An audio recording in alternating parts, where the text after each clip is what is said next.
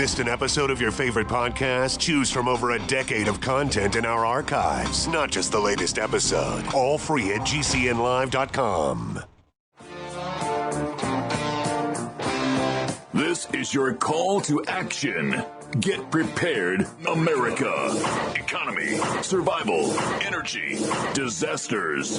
This is USAPrepares.com. Informative radio, educational radio. Interact now by emailing instructor@USAPrepares.com or text at 434-390-7953. Class, please take your seats. Now, your instructor, Vincent Finelli. Everyone all set? Cocked, locked, blissed? Dr. Shealy, are you blissed? Yes. It was great seeing you this weekend, Dr. Shealy. Indeed, indeed. What did you think of the council?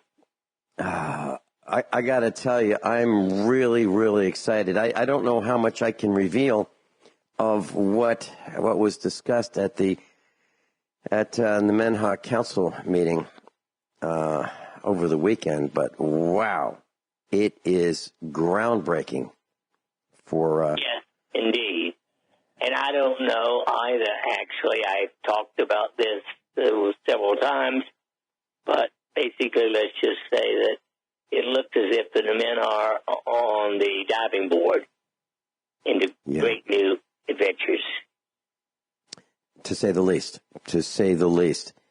And we're talking about Nemenha. And class, if you'd like to learn more about it, you can go to, just type in NEMENHAH on your search engine. I'll have a link on the USA Prepares website. It'll take you to it. You can read more about it.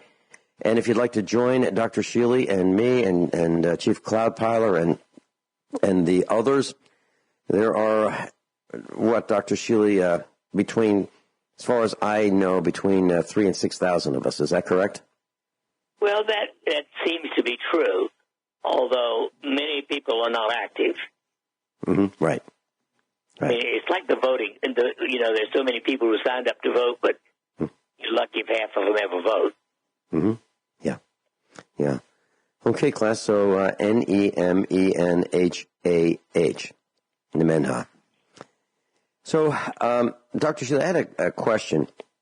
I was talking to one of my old friends back in Virginia, and just out of the blue, I picked up the phone. I gave him a call. Just wanted to say hi to him, and I hadn't talked to him for several years. And I said, by the way, do you have an irregular heartbeat? And he was kind of stunned to hear me ask that question. And he said, how'd you know? I'm paraphrasing, of course. And I said, well, so many people are magnesium deficient that, these kinds of symptoms pop up pretty often. And there are plenty of people whom I encounter who have irregular heartbeats. And so I was telling him about Dr. Shealy's magnesium lotion. Can you give those who haven't heard this, Dr. Shealy, some education as to what the problem is, why we are magnesium deficient, what the symptoms of magnesium deficiency are, and what we can do to fix them? Well, that'll take us more than 2 hours, but I can start. Basically, magnesium is a mineral that we need as we do many, many things. But magnesium regulates the electrical charge on the cell wall. In other words, it's the amount of magnesium inside the cell, not in the bloodstream itself, but in the cell itself, in the body of the cell, that keeps the cell in a normal rhythm. Now, a normal cell has a negative charge on the cell wall. That is minus 70 millivolts. Now, if you have inadequate magnesium inside the cell, then the cell sort of shoots off without any reason to. It fires without a given neurologic reason. And the only way to control that is with magnesium. Interestingly, taking magnesium by mouth is one of the worst ways to try to control it, because magnesium absorption is interfered with by calcium. And one of the greatest errors in modern medicine is they often recommend calcium and magnesium together, which is, well, nonsense to say the least, because magnesium is second to calcium in absorption. In addition, if there's a lot of protein or a lot of fat, it interferes with the absorption of magnesium. Now, the other problem, it's been known for at least 40 or 50 years that the soil throughout this entire country, and perhaps throughout most of the world, except maybe Egypt, is deficient in magnesium. Erosion throughout the last 10,000 years has taken it away. Plus all of our modern so-called farming practices.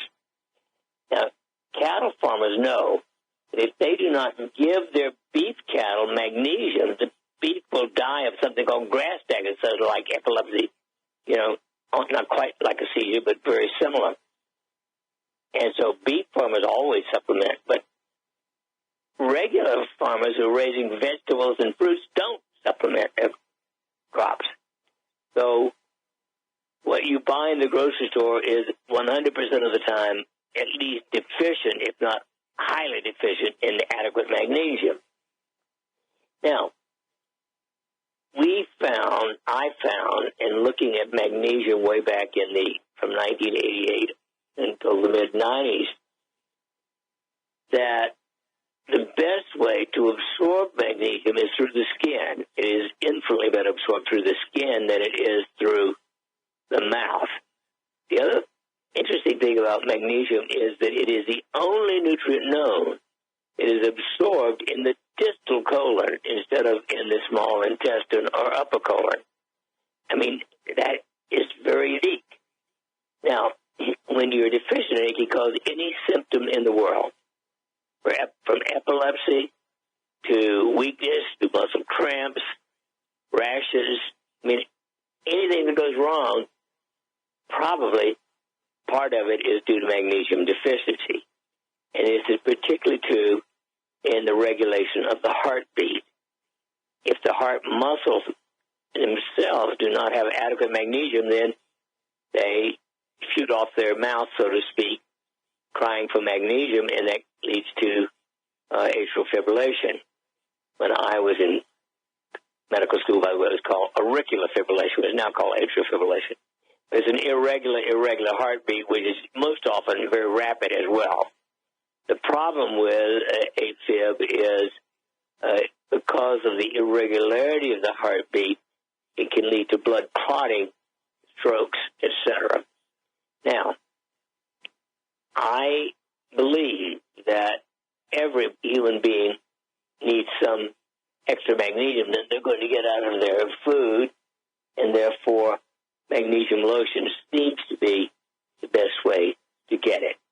It is an exquisitely brief overview, but I don't know any disease in which magnesium deficiency is not a contributor.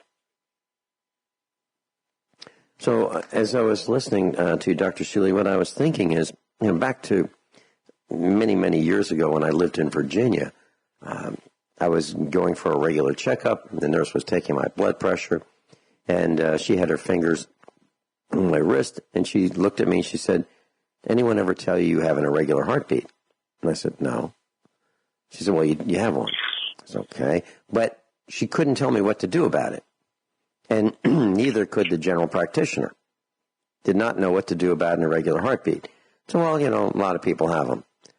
But, Dr. Shealy, seriously, of all the people whom I've met, you're the only one who had an answer for an irregular heartbeat, other than, something to mask the symptoms. But to treat the root cause, no one had an answer. It's just you. And I got to tell you that, I use the magnesium lotion. I use the magnesium spray, and it absolutely positively works. And so when I was talking to my friend Steve, I mentioned this, And he said he's been living with it for years. And I said, well, I think you can be free of that, if that's what it is, if that's the cause, within a week. Was I too aggressive in saying that it could be resolved within a week? Well, that would be pretty rapid. It generally takes about a month to restore it in all the cells. Now, in people who are very sensitive, it might happen within a week. But most of the time, I think it's going to take about 4 weeks. Well, it took me a week. Actually, it took me less than a week. And so it absolutely positively works, class. So, Dr. Shealy, how would one determine if he or she has an irregular heartbeat? What can a person do? Can you put your 2 fingers of your right hand onto your wrist and feel for the pulse, and then just kind of count along 1, 2, 3. Oh, there goes 1. That kind of thing. Is that what we're saying? Well, it's not only irregular. There are also things called premature ventricular contractions, and they are contracts. And those occur occasionally. They are not regular. The AFib is, quote, irregular. In other words, there's no normal rhythm. Normal heartbeat in most people at rest is somewhere between 60 and 72 pulses per minute. Now, if it's way above that, like 100 or more pulses, but they're still not regular, it's very irregular. That's AFib. Okay. So is there a way that maybe a husband can tell if his wife has it, or wife can tell if her husband has it, or boyfriend or girlfriend or brother or sister or person? Well, it is easier for someone else to feel it sometimes if you do your own pulse. And nevertheless, I think most people, if they just sit there for a minute or two, will be able to tell. 60 to 72 pulses a minute is pretty easy to measure. Okay. And you said 60 to 72? Well, that's most people at rest. Okay. 60 to 72. Okay. And when we come back, what are those little feelings that you have kind of near your throat? Is that, like a strange feeling near your throat comes and goes? Would that be a PVC? We'll be right back. Alex is engineering the broadcast in Minnesota at GCN. Dr. Norman Shealy is with us, medical doctor in Springfield, Missouri. I'm Vincent Finelli in Wright County, Missouri, and we're talking about PVCs, premature ventricular contractions. So, as I understand it, Dr. Shealy, these are extra heartbeats that begin in one of your heart's lower pumping chambers or ventricles, and these extra beats kind of disrupt the regular heart rhythm, and sometimes we feel this, this fluttering in our chest. Is that correct, or? Yes, that is true. I confused? And you can feel auricular fibrillation, which is more irregular. But remember, of course, the heart puts out the blood, and right on top of it, essentially, is the aorta, the biggest blood vessel in the body. And out of that come all the blood vessels, that go up to the brain, etc. So right in that upper chest into the low neck is the closest, if you will, to the pulsing of the heart itself. So you do feel it more there than you feel it in your abdomen, for instance. But premature ventriculars are nervousness, irregularity of adrenaline production more than they are mainly from magnesium deficiency. Now, I checked my pulse while in the break just to see. It was 64. And my pulse usually runs about 60 when I'm resting. But, of course, I've been talking. And so it will go up. And when I jog on the treadmill, my pulse can go up to 134, which is good. But it's still right. I'm going to check mine right. Yeah, I'm checking mine right now. I don't have the answer yet. But so, Dr. Shealy, wow, 91. You're excited. A little higher than normal. Oh, that's because, I'm on the air maybe.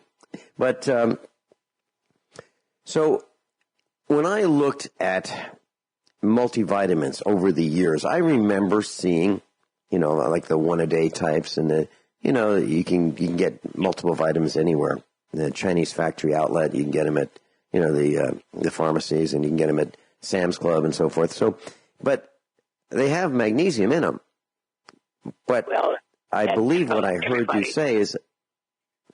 That's because everybody's... I believe what I heard you say is that... Yeah, so it's great that they're in there, but you can't absorb them. Right. So it really doesn't do much good. Is that correct? That is absolutely correct. Okay. Now, and remember also, one of the most popular laxatives is milk of magnesia. So if you get too much by mouth, you not only don't absorb it, it causes diarrhea. Well, then, okay, so now that leads me to this question. So if a person has an irregular heartbeat and they want to get moving on it really quickly, is their best move to take a very, very, very small amount of milk of magnesia, or spray magnesium lotion or apply magnesium lotion or magnesium spray on their skin? Which is the best way to work on it right now? Is infinitely better. Okay. No comparison. All right. And class, if you're interested in that, you can go to normshealy.com, normshealy.com, and you can get the same magnesium lotion that we use here in our family. As a matter of fact, Dr. Shealy, for years, we would buy magnesium lotion, Dr. Shealy's magnesium lotion, and we would send it to family members. I really don't like buying Christmas presents because I don't like the idea of being forced into buying things just because of a particular day that somebody picked as a day that we need to celebrate.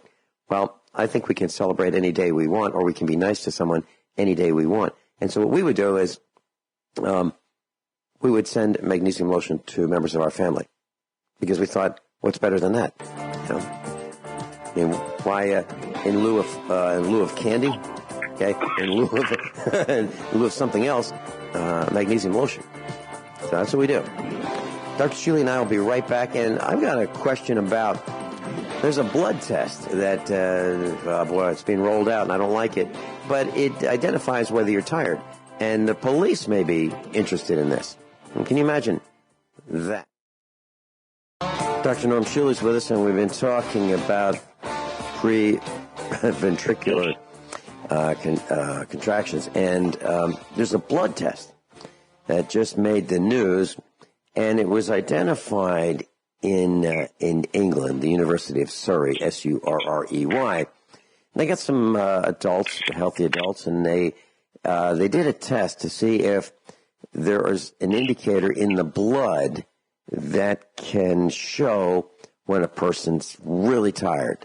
So they deprived some people of sleep for about 40 hours, and they looked at the blood, and what they've determined is that they can tell with a blood test with 92% accuracy whether that person is sleep deprived or not. Now here's where it gets really, really tricky. These tests, now I don't know if this is really accurate or not because it's only one study. I don't know if there's been some other tests to see if this, or other examples and studies to see if this actually can be repeated or not. But if it's true, I can see the police being very interested in this test and pulling people over and saying, you know what, I think you're tired.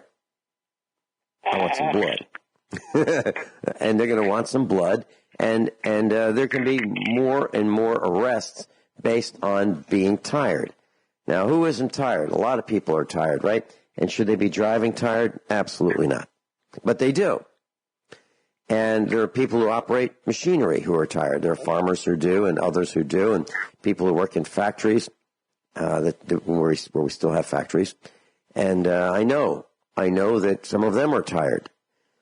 So, Dr. Shealy, do you think that there really is a possibility that a test can be administered and the blood can be analyzed to determine if a person is tired? Well, anything is possible. I just need to see the results personally. Yeah. So you've got some questions, and so do I. So I find this interesting, and I also find it of concern that these kinds of things can be used against us. And it's not just the police I'm concerned about. So, for example, how do you challenge that? How do you challenge a police-administered test and say, no, I wasn't tired? No, I wasn't. And the cops say, yes, you were, and you go to court, and in the court, the police testify that, well, they've got the results from their testing facility, and yes, you were tired, and you should be arrested and spend, 3, 4, 10 years in prison because you were driving tired. Or take it to the employer, where the employer says, hey, Tom, I think you're tired.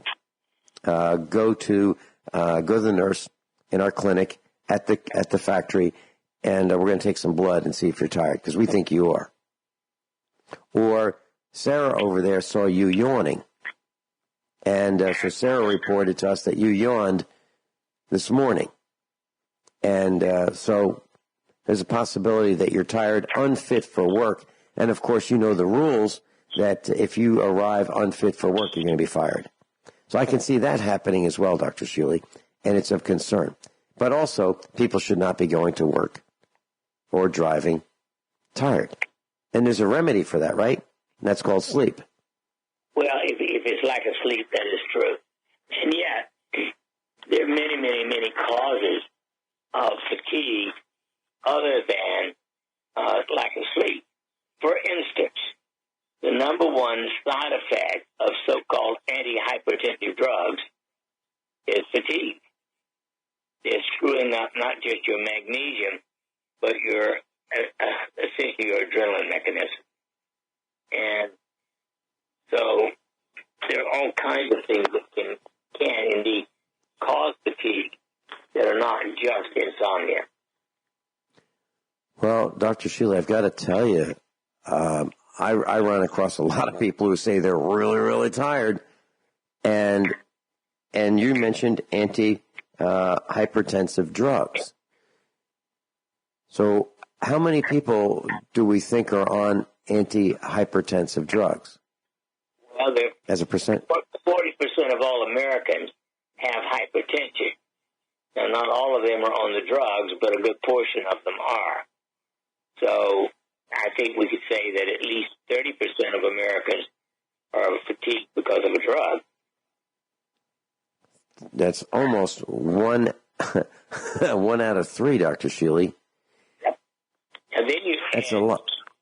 Then you add antidepressant drugs and anti-anxiety drugs, and now you're probably well up over 60% of people. Okay, so Dr. Shealy, if we're talking about 60% of the people who are experiencing fatigue from these antidepressants and antihypertensive drugs, now we're talking 6 out of 10. That means that the cars in front of us, the cars behind us, the cars and trucks, around us, there are plenty of people who are fatigued. The nurses and people in our healthcare profession are fatigued. People who are operating cranes and bulldozers and whatever else are fatigued. That's what we're saying. Is that right? You got it. That's a pretty scary thought. Well, I was traveling a couple days ago in my truck, and I was pulling behind me a vehicle on a tow dolly. And, when I do that, I'm extra careful because I know my stopping distance is a little longer. And so I really pay attention. And I was on a 2-lane road, 1 lane coming, 1 lane going. And this guy in a pickup truck swerved into my lane. No place for me to go. So I flashed my lights, flash. Finally, he realizes he's in my lane, heading toward a head-on collision with me.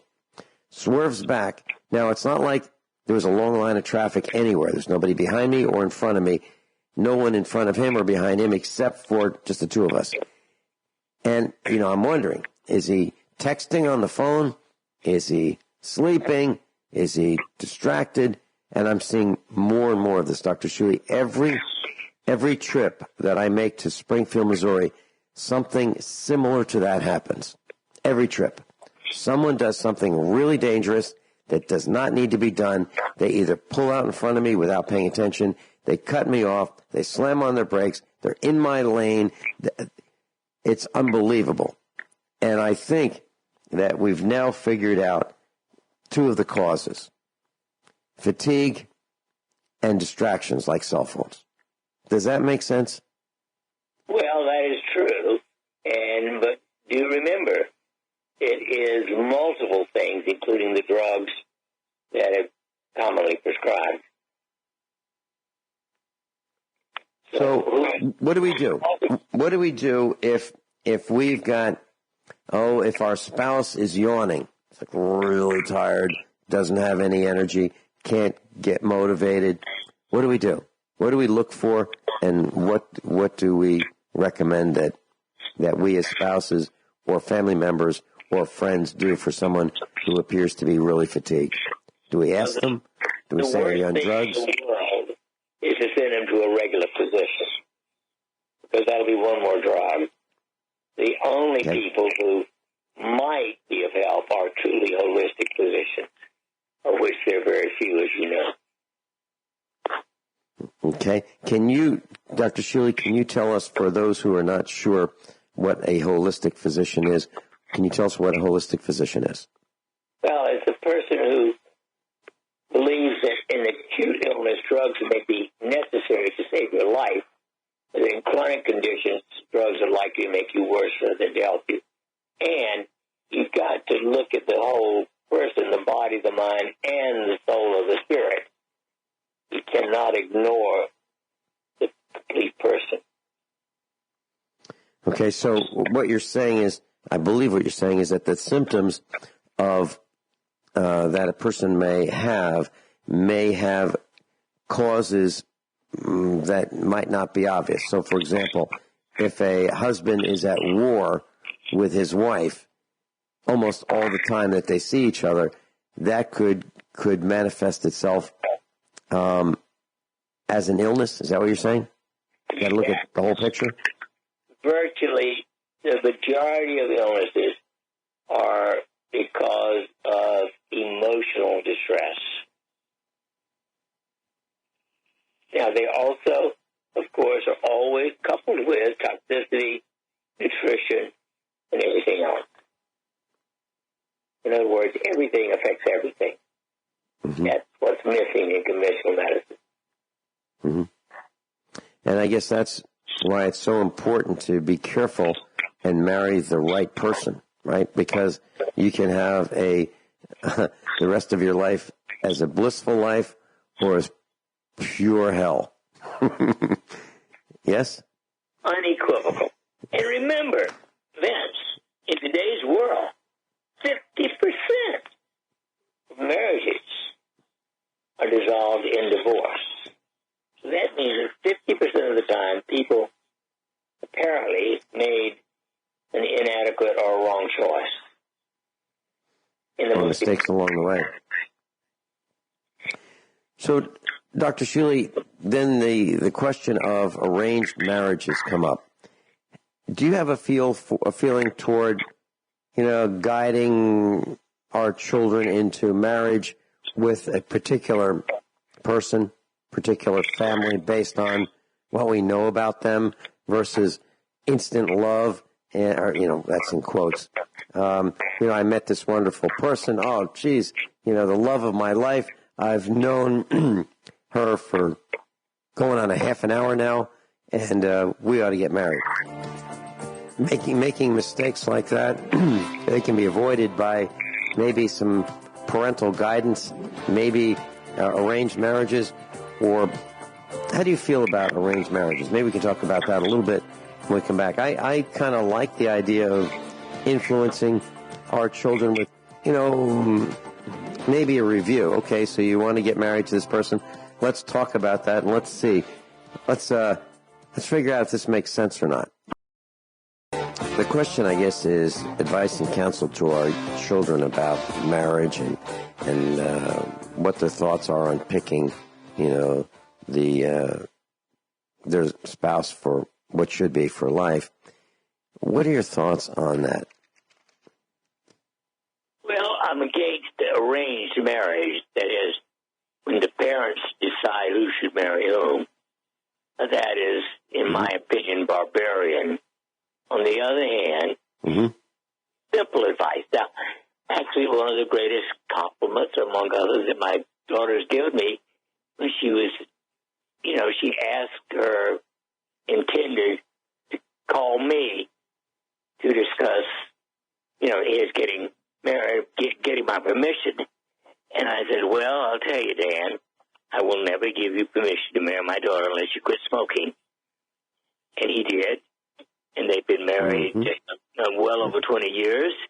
And, that kind of advice, I think, is necessary and advisable. But to pick the person without even consulting the child is, to me, barbarian. And that's what happens, as you well know, in many cultures. Oh, I absolutely agree with you. And what I've tried to tell our children is, don't look at right this moment. Look down the road. Where do you think you might want to be?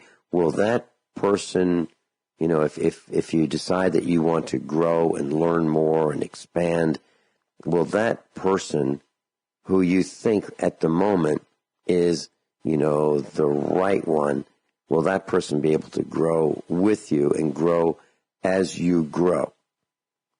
And what would the family picnic be like? And, when I met my wife, I knew instantly that she was the one for me.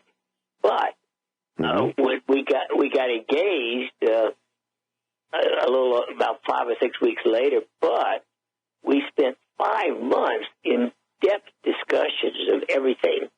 And when we got married, we had agreed that we would not start to have a family until we've been married a year and were certain that everything was kosher. And that you could afford children, right? Well, 3 children we have. No, but what I'm saying is that you could afford to have children. Yes, afforded physically and emotionally. Both are important to me. And of course, it worked out well for us. After 1 year, I said, okay, let's have a child. And the next day, she was pregnant. Well, I think that it really is important to have these discussions with our children and give them advice and even share stories about, well, there was this guy or this gal, and here's the situation, and here's what happened. Good or bad or both. And because young people haven't experienced as much as we have, because, well, I'm talking about we as parents, all parents, because parents are older than their children, if they're biological. And I think it's really important to share advice and counsel. I really, really do. No, I totally agree on that. And, it's advice, not command. Correct. Advice, yep. And what Mrs. Finelli and I did was we dated for 7 years. And she said, Yeah, that's what she said. Actually, she said, if you don't marry me by the time I'm 27, I'm just going to go find somebody else. And I said, well, I'll tell you what. Here's what we do. And this was discussions, a couple years before. And I said, we were 27. I said, tell you what, there's some things I think we should do. One, we should each have $10,000 saved, each of us. Two, we should each have our master's degree completed. Three, we should each be gainfully employed. And with that, we can get married. And so we did. And we did not start out behind the 8 ball. We did have savings. We did have our education complete. And we did have gainful employment. And so that's what we did. That's what we did. And my parents and her parents both approved of us. Of course, my parents approved more of her than her parents approved of me. But they yielded, and we were married with their blessing. We'll be right back. Dr. Norman Shealy's with us, normshealy.com. Everyone all set? Cocked? Locked? Here we go. Hour number 2 of USA Prepares. Dr. Norman Shealy's with us. And I just want to tell you very quickly, class, last night I was in the studio, which is in our farmhouse, and I have this atomic clock, and it's on the wall, and I looked up, and I was working in the studio, and it was 9:14. I thought, okay, I've got plenty of time to get some things done. And I got some work done. I looked up, and I said, wow, I'm getting a lot done. It's 9:14. I looked up again. It's still 9:14. And then it occurred to me, the atomic clock stopped. It just stopped. And so I put a new battery in it, and it wouldn't reset. So I found a digital atomic clock. I like an analog one. So I got another atomic clock, put it and plugged it in, and it wouldn't find the time either. So I found another clock, one that's just, quartz clock, and that one works just fine. It's an old-fashioned clock. What I'm saying is we're dependent on these electronic gadgets, and sometimes they just quit. Now, how important is an electronic clock to me, an atomic clock? Pretty important, because in the broadcast, we fly by the second hand, right? And so just one thought about how little things can be big sometimes. Finally got them working. I guess the rain stopped and it was interfering with the signal, and now the atomic clocks are working. So now I have 3 clocks in the studio, one analog atomic clock, one digital atomic clock, and one clock that just keeps on working, and it's just, an old-fashioned clock. So I just want to share that with you. Georgia, New Hampshire, welcome. It's great to hear your voice because people have been asking, where's Georgia, New Hampshire? Is he okay? Now we can tell them. George, you there? Hey, George. Hey, George. Where are you? Georgia, New Hampshire. Let's see. Alex, do we have his level potted up, as in potentiometer? I don't know. It looks like he's on the air as far as I can tell. Tell you what, George will come back to you in just a couple minutes. How about that? Okay. I just put George on hold, and we'll come back to him. So, Dr. Shealy, there was a term that was used in medicine that I don't hear very much anymore, and it's vitality. Is that term gone by the wayside, meaning liveliness, energy, exuberance, buoyancy, The opposite of fatigue. Yes. The antithesis of fatigue. Yeah, and we don't, yeah. I don't think it's talked about much. Mm-hmm. Well, is it because there's not much of it? It's been replaced with fatigue?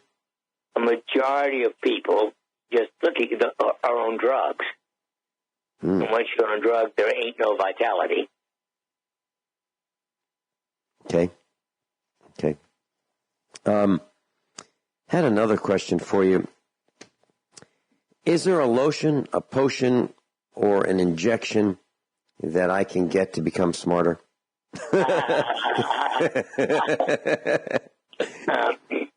Not known. Yeah. Now, do we literally lose brain cells that cannot be replaced? Or can we replace some? Yes and no. In other words, every cell in your body is actually lost, dies, within a maximum of 7 years. Every cell. It is replaced. That's what telomeres are for. They make it possible when a cell is worn out to replace it. Now, some of them much faster than 7 years, of course, like skin cells replace much more rapidly. But as we get older, of course, the health of those new cells may not be as good as it was, and yet we have the ability to regrow them at all ages. Now, that's a very complex subject, but I believe that it is entirely possible to keep regrowing healthy cells at least beyond 100 years. And let's continue with that after George, or with George. George in New Hampshire, Vincent. welcome. Can you hear me? I can. Yeah. Okay. Hi, Dr. Shealy.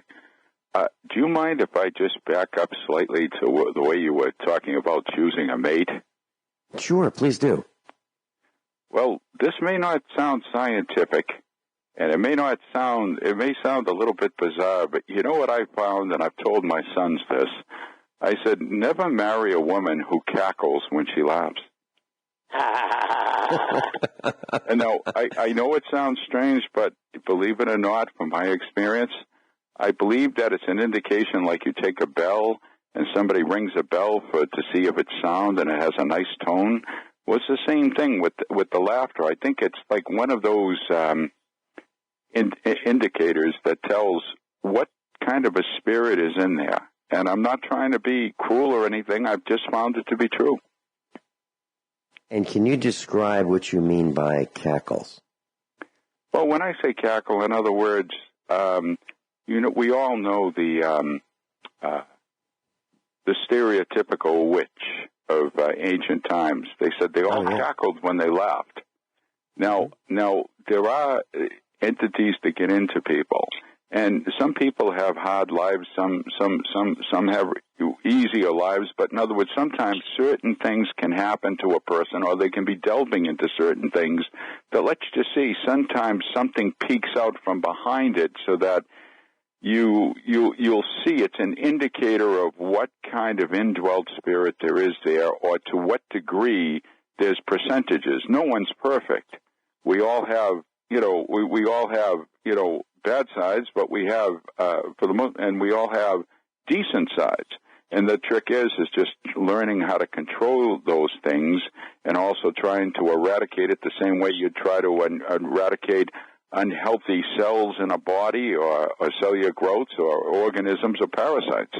And I'll say this too. I'd also say that sometimes it's better off to marry your own kind. I'm not saying that you can't find a gem in another group, but what I'm saying, when you start throwing in differences in cultures, differences in even diets, like there are some cultures, they want to eat the same food every single day. And then there's the religious aspects. You're better off with your own kind. And I'm just saying that I'm not saying it can't work the other way, but you can eliminate a lot of misunderstandings, and it almost doesn't work with your own kind. I'm going to go so far as to say that. Dr. Shealy? Within limits, I think some of what he says is certainly true. And yet, we know that the most important thing is a compatibility of the two people at a deep spiritual level. And there's nothing genetic that unequivocally makes you that kind of positive with another person. It is truly a soul connection. And some people know that and some people don't. But to me, if you know it and feel it, that's the single most important thing. Mrs. Finelli and I were at the kitchen table for lunch yesterday. and we were talking about what would happen if a family member needed help. I'm talking about extended family. And that family member would need to move in with us. Or it was felt that it would be better for that extended family member to move 1,000 miles from where he or she might be to move in with us. Now, this is just hypothetical. There's no situation like this right now that I know of. And we're talking with another instructor at the kitchen table at the same time. And what I mentioned was that if Mrs. Finelli happened to be talking to a family member, and it was decided on a telephone call that, well, maybe it'd be better if that extended family member would move in with us for some time. That could be, a week, a month, a year. That because I know how Mrs. Finelli thinks, and she knows how I think, whatever she decided, if she were on the phone, and whatever decision she would make would be fine with me, because she already knows what my answer would be without talking with me. And that is because of all of the years of marriage, which is like 39. And we come from a similar socioeconomic background, and we like people like us. So, for example, I married someone who I thought was, in many ways similar to me. Not opposites. Like I keep hearing sometimes, that opposites attract. Well, that does in magnetism, but I don't think it works all that well with people. And I think that's what George is saying. Is that right, George?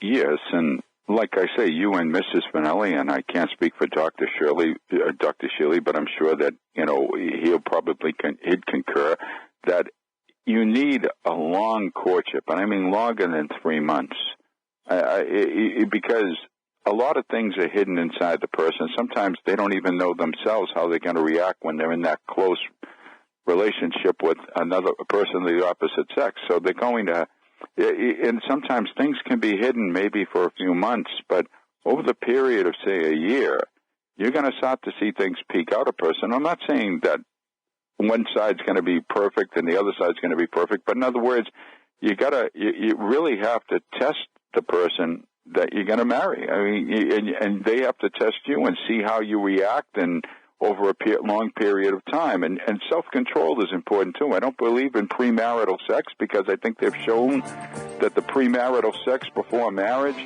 almost ensures a 5-year limitation on a marriage to a large degree. Now, I've got to agree with you, George, but I never got engaged. I dated Mrs. Finelli for 7 years. And then we got married. So we went right from dating to marriage. But it took 7 years. We'll be right back. Dr. Shealy's with us. George in New Hampshire's with us. Marcus, you're on hold. You'll be with us in just a couple minutes. Please stay with us. George, to add an exclamation point to what you're saying. So we have a family friend, and it was love at first sight. So he met this gal, and he just fell in love. Within 6 months, they were married. And then 6 months later, she said to him, "So what are you going to do?" And he was thinking, "I don't know, what do you want for dinner?" And she said, No. "Where are you moving? Because you're not welcome here anymore." It was that fast. True story. No exaggeration. True story. Nobody could believe it. Our son went to the wedding. Both families were there. His family, her family. Everybody was happy. It was just wedded bliss. Boom. He's out. And he just lost half of everything. Right then and there. So I think there's something to what you're saying, Dr. Shealy. I believe that. To me, I still believe that sex before marriage is one of the worst things in the world. an unwanted child. And that destroys not only the marriage, but the life of a new child. And I actually broke a relationship when I was very, very young because she wanted to have sex before marriage. I don't believe in it. I think it's just at a spiritual level, it's wrong. Okay, I have a short comment about that. So we know a young man, and he fell in love with this gal, and his family helped her. She moved in. She needed some assistance. She moved in. One thing led to another, and the next thing you know, she's pregnant. And so he decides that he's going to do the right thing and marry her. And then a little bit later, they have an argument. Now, the child's not born yet. They have an argument, and there's a little bit of raised voices. And she says, "Whoa, the child's not even yours." Oh, my God. So there's a case where, and that relationship dissolved before marriage. So here we have a guy who thinks he's going to do the right thing, sex before marriage, but it's not his. Yeah, there's a lot of things to really pay attention to. And George, I'm so glad you brought this up, because parents, grandparents, I think you need to make sure that somebody has this discussion with young people before they get married. Now, Dr. Shealy, how do you feel about living in sin? Because my mother suggested that, she said, you know what, marriage is kind of, semi-permanent, not as permanent as it used to be, but, you got to get to know each other before you get married, and it's easier to undo it, if you live together for a while. I'd like to know your opinion, Dr. Shealy, and my mom was really conservative, but this, she thought, how do you know a person, so maybe live together for a little bit, after you date for a long time. Dr. Shealy, your thoughts, and then George. I'm opposed. That's all I can say. I can't see it. Okay, I didn't say have sex. I just said live together. Well, living together without sex, I can't imagine doing it. Okay. It would be too stressful. Okay, George, your thoughts. Well, there's an old Italian saying to the effect that if a man and woman are under the same roof and they're, compatible ages and they're not related, let's just say it's well nigh impossible under those circumstances. Although I think the Amish stumbled on a novel idea for testing out the suitability of a couple. They'll make a young couple who want to get married share a bed together, but there'll be a board down the middle of it, not too tall, but tall enough to separate them. They have to be fully dressed like in their daytime clothing, and all they do is talk in the night, and they see whether or not they're compatible enough to even be able to talk to one another under those circumstances. And they said they do that. And I mean, I don't think the divorce rate is that high among the Amish. I don't think. Listen, I'll sign off, but I mean, it was very nice talking to both you gentlemen. God bless. All right. Thank you, George. God bless. George, it's great to hear your voice, because now those who are wondering, is George okay? Now you know he's okay. It's great to hear your voice. Marcus in Philadelphia, you're up next. Thank you so much for patiently waiting. And the Patience Award goes to Marcus in Philadelphia. Marcus, thanks so much for holding. You're on with Dr. Norman Shealy. Yes, this is Mark the Spark, and thank you for receiving my call. And I'm going to go way outside the box here. I wanted to call in last Monday with Dr. Shealy, and I missed the show. My nephew told me it was a really good show, because Dr. Shealy talked about these other alternative natural drugs that actually could help people heal from trauma. And so why I'm calling, and I've already shared this with you, Vincent, and your audience, about my having discovered a year and a half ago that my great-great-grandfather was in the Civil War, and that he was a prisoner of war in Andersonville, Georgia, for 11 months. And again, I'll remind people to watch the video. I think every American should watch the the movie Andersonville. It's on YouTube. It's 2 hours and 47 minutes long. It's almost 3 hours long. It's worth watching because you see the suffering those guys went through. I mean, it was hell. Okay, and not that was the only place that was happening, but many historians believe that say that the Andersonville experience, the Andersonville prison, was one of the worst, if not the worst. But so what I'm bringing up here is that in this life I was adopted, and I knew nothing of that, nothing. When I was going in school, and I went to school at Fairgrove School up there north of Springfield, a small country school, right? And through the years, we knew each other pretty well. And so when it came up, and I was very good in scholastics, I did real well in all subjects, and I liked history, and I liked ancient history. But when the subject matter came up for the Civil War, I didn't want to talk about it. I want to leave the room.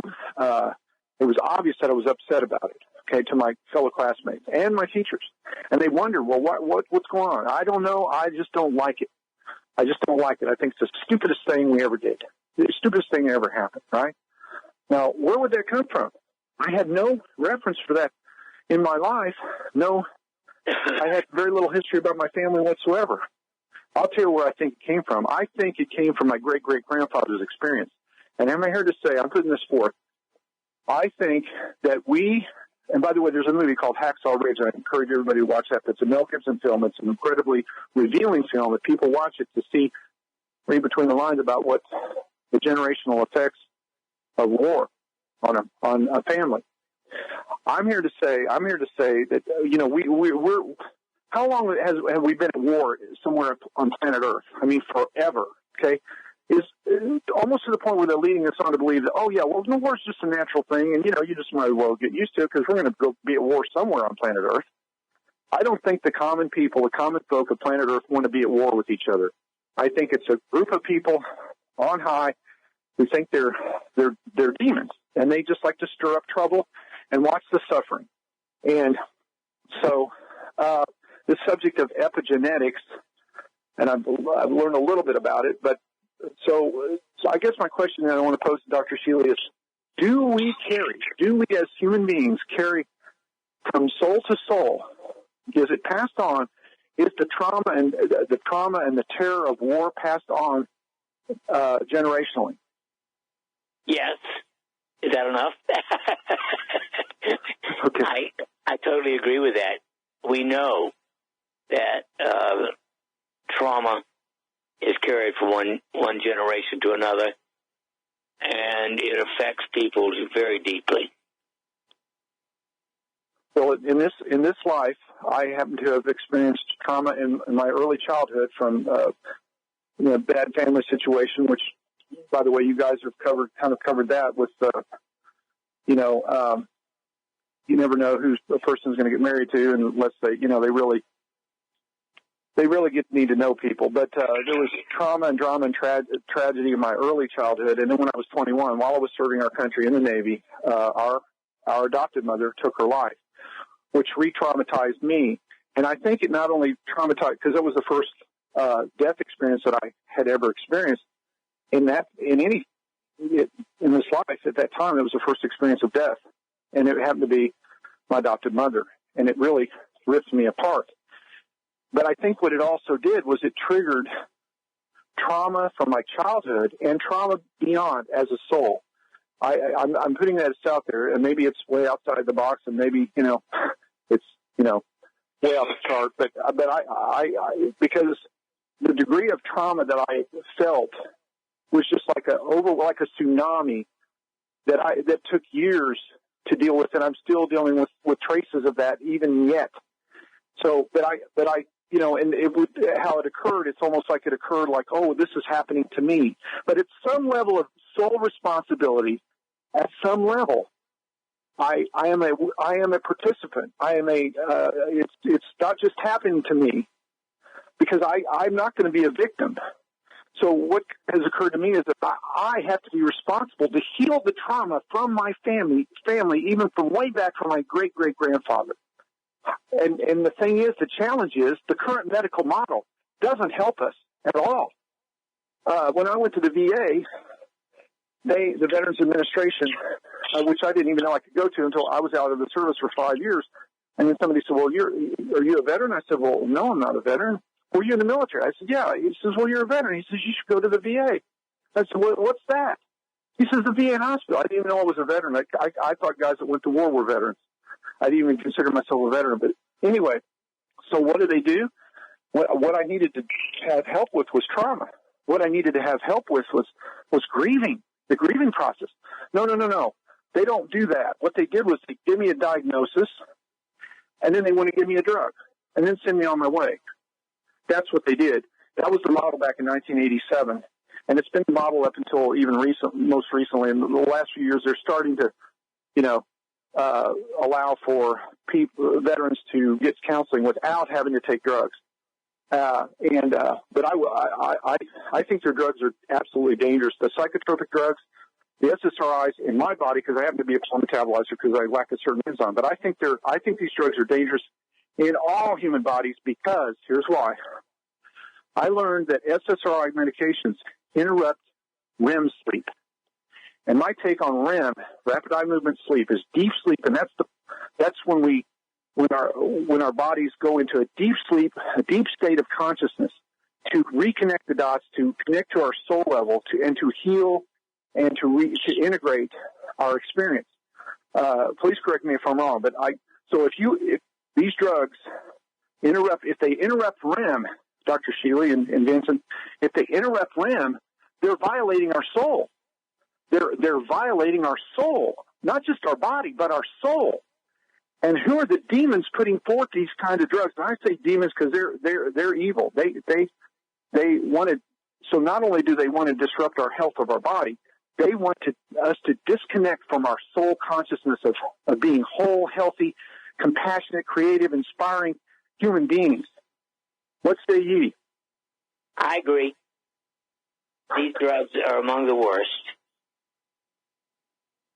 And about generational trauma, Dr. Shealy, you and I did a past life regression of me. You actually did the regression.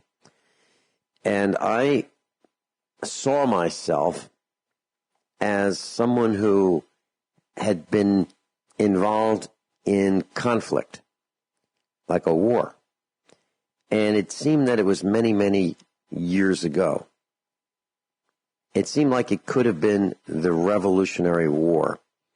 And I was nobody special. I was just a farmer who was looking down at where I was, and I was a guerrilla warrior, and they were coming, and they were burning village after village, getting closer and closer toward us.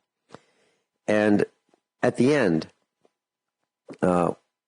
just before the end, I was trying to get our fellow villagers, the men, to stand up and defend our village because the other team, was getting closer and burning and pillaging and destroying our way of life and our farms and our buildings. And I couldn't do it. I couldn't get people to stand up and resist and defend what was ours from the enemy that was attacking us. And as a result, I looked down at myself. I did not see my death, but what I saw was a guy that was worn out, aged well before my time, as a result of years of resisting, years of being a guerrilla warrior. And to this day, I am against war. I don't like it. I don't like anything about it. However, I do think that we still need to defend ourselves from oppression. So, Mark, what I'm saying is, in this experience that I had with a past life regression with Dr. Shealy, I think I'm carrying forward this distaste toward war, the ugliness of war, the lack of necessity of war, just the perpetration of greed by the few on the many. Mm-hmm. And we all suffer for their callous greed. And yet, in my feelings, I don't want to participate in it. But yet, if we're attacked, if the Finelli family's attacked, absolutely, I will again become a guerrilla warrior. Is that the kind of thing? Is that what you're saying, Mark? That kind of feeling. By the way, when I was 33 years old, I had like a regression episode, which was triggered by something that was kind of silly, but it was triggered, and then I went in. Listen, I was there. I was walking through a field.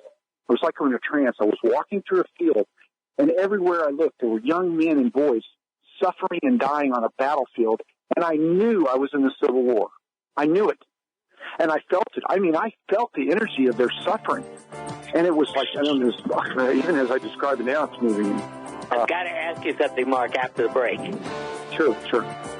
Yes, Mark, first of all, please stay with us. Second of all, I really want to thank you for your contributions to USA Prepares.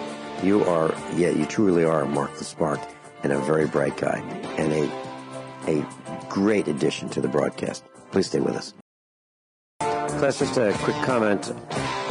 I still do have a Facebook page, and I get a lot of requests, and people want me to accept their friendship offer.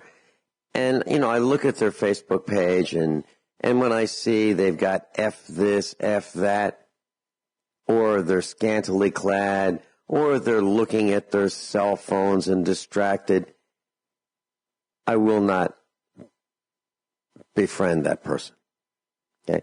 So, class, if you're wondering why you've got, profanity on your page and you think it's cool, or you've got your middle finger stuck up, forget it. It's not going to happen. Go find another friend. I'm sorry to say that.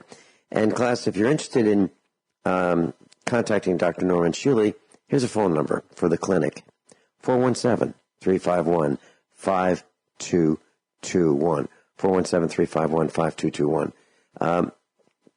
Mark, please continue with your thoughts about... I'd like to ask Mark a question. Sure. You're suggesting to me that you're the reincarnation of your great-great-grandfather. Is that right?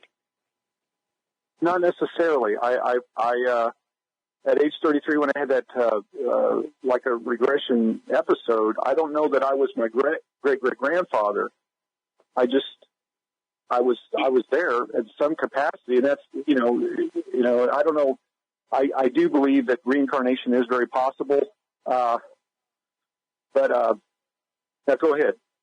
Well, I mean, the fact that you saw yourself on the battlefield in the Civil War, but maybe think that's a possibility, and it doesn't have to be by any means. I had the great fortune of meeting my great-great-grandfather when I was 5 years of age, and fortunately he was a very benign gentleman in his late 90s, and he had served as a colonel in the Confederate Army, but he was certainly a benign person. Yeah. Well, here's why I'm bringing this up. My sense of it is that that this deal about the problems with families, okay? Because drama, trauma, and tragedy has occurred in many of our families, and it's multi-generational. I think the backdrop of that is war. I think war is part of the deal about disrupting the soul, putting us in conflict internally with ourselves, with our soul cells, as well as destroying the family unit. And but the awareness. I want to bring this up real quick because I know we have a couple minutes. I learned about these. There's some kind of a natural something that goes over in Africa called iboga, I-B-O-G-A. I've heard of this. I've also heard of ayahuasca, but I've also heard of something else called Nicotina rustica, which there's a tribe. There's a shaman tribe in Colombia called the Koji, K-O-G-I, and they use this Nicotina rustica, and it is in the family of nicotine that's in our tobacco, but it's actually some kind of I don't know if it's an hallucinogen, or it has something to do, it has some benefit in healing trauma. And see, these these natural occurring elements are not available to us in the United States because they've been regulated by the FDA and all that they're against their narcotics and they're absolutely illegal. And that's not a coincidence. They don't want us to be healthy. They do not want us to reintegrate our souls. They do not want us to have healthy families, healthy cells, healthy souls, or healthy families. And so, and by the way, in my life, I had no children, and big part of that was on purpose, because until I said to myself, until I get my act together, I dare not pass this on to any child. No way am I doing it. And I would very much like to have a family. It just didn't happen, and maybe there's a reason for that too. But so I had called your office, Dr. Shealy, to talk about the issue of now the veterans are allowed to put forth class action suits against the VA. And I think we should, if nothing else, than to bring it to public awareness that these pharmaceutical drugs are absolutely dangerous. I'll leave it at that. Thank you very much, Vincent. Thank you, Dr. Shealy. All right, thanks for calling. Mark, thank you for calling. So, class, if you'd like to get in touch with Dr. Shealy, normshealy.com, normshealy.com.